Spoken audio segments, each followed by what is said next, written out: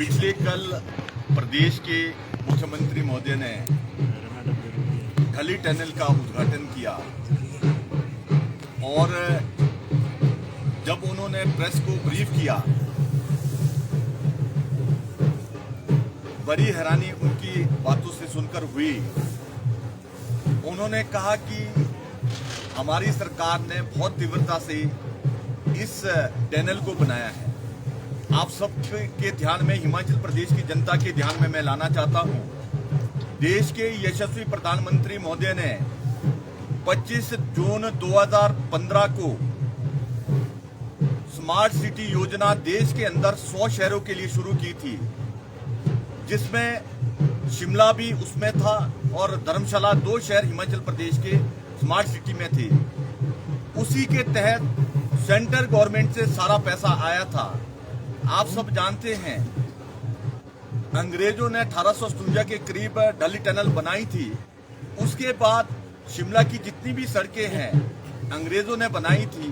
कांग्रेस साल इतने सालों सत्ता में रही, कोई भी काम शिमला शहर के अंदर कांग्रेस ने नहीं किया था। अभी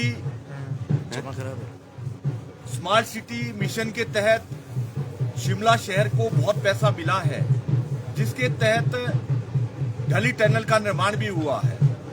आप इस बात को मैं एक बहुत ही जिम्मेदारी से कह रहा हूं, देश के अंदर पहली टनल है तो इतनी जल्दी तैयार हुई है। देश के अंदर कोई भी टनल आज से पहले इतनी जल्दी तैयार नहीं हुई। जयराम ठाकुर जी ने, हमारे पूर्व में रहे मुख्यमंत्री जयराम ठाकुर जी ने 2022 मार्च में इसका फाउंडेशन स्टोन रखा था और हमारी सरकार में ही एक छोर से दूसरे छोर को मिली थी।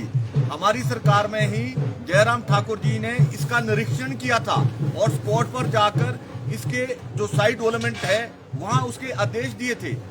कांग्रेस सरकार ने तो सिर्फ उसमें पेंट किया है, चित्रकला की है और गेट सजाए हैं। बाकी टनल तो सारी हमारे कार्यकाल में बनी है। मुझे बड़ी हैरानी होती है, कुछ बातें कांग्रेस के माननीय मंत्री और माननीय विधायक और मुख्यमंत्री ऐसी कहते हैं जो जिसका कोई प्रमाण नहीं है, जो तथ्य से परे हैं।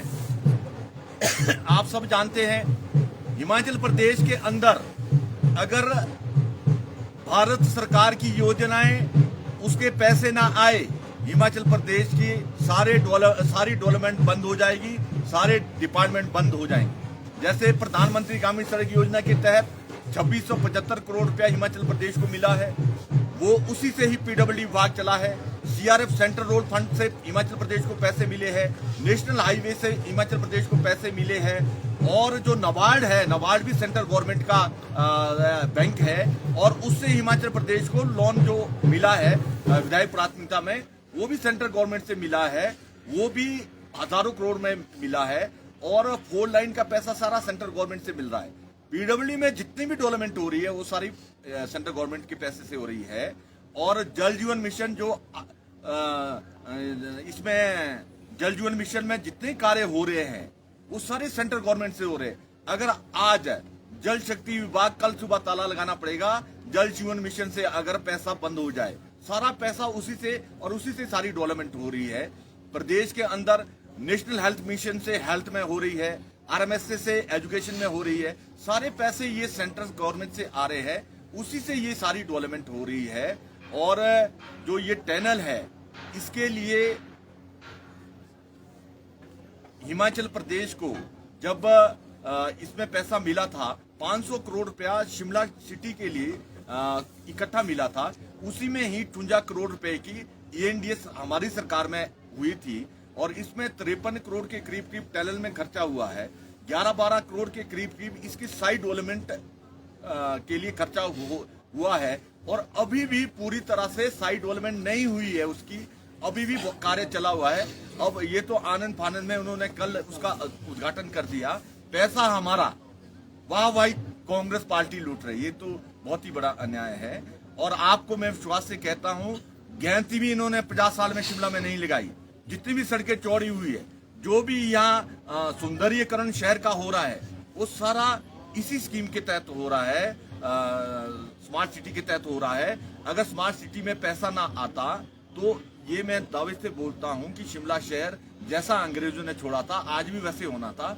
पर ये आदरणीय श्री नरेंद्र मोदी जी का दिल की गहराई से पूरी हिमाचल प्रदेश की जनता धन्यवाद करती है कि इन्होंने बहुत सारी योजनाओं के तहत हिमाचल प्रदेश को बहुत सारे पैसे दिए हैं और आगे भी ये पैसे आने हैं। और शिमला में स्मार्ट सिटी में जो कार्य चला है ये अभी धीमी गति से चला है और हमारे कार्यकाल में मैं धन्यवाद करता हूं कि सुरेश भारद्वाज जी माननीय मंत्री शहरी थे और सेंटर में भी ये शहरी मंत्रालय से ही आवास एवं शहरी मंत्रालय में ये स्कीम नई आई है और उसी से ही स्टेट के लिए पैसा इसमें आता है।